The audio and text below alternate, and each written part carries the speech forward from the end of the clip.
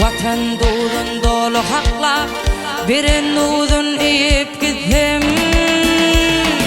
Razıyım bu dünyadan üşen vakt ucur olup do'tum üçün köyüp gittim. Mung gödeli qovurup bir gödeli tüyüp gittim.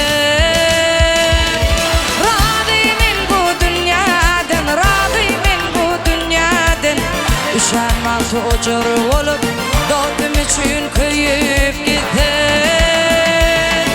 Razıyım bu dünyadan, razıyım bu dünyadan. Mung bedeli qovurup bir bedeli tüyüp gittim.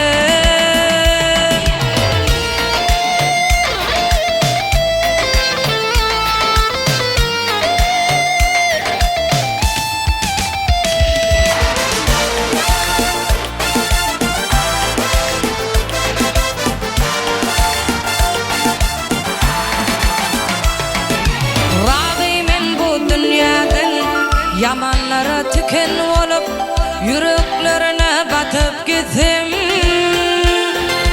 Alul olup yaşlıların toyların tutup gittim. Razıyım bu dünyadan azal bilen dikleşimde ağlap dele gülüp gittim. Bu dünyada artık olman kim olacağımı bilip gittim.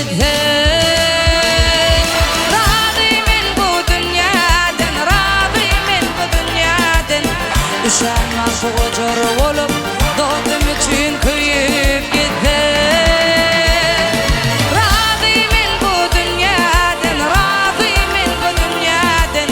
Mung gödeli qovurup bir gödeli tüyüp gittim.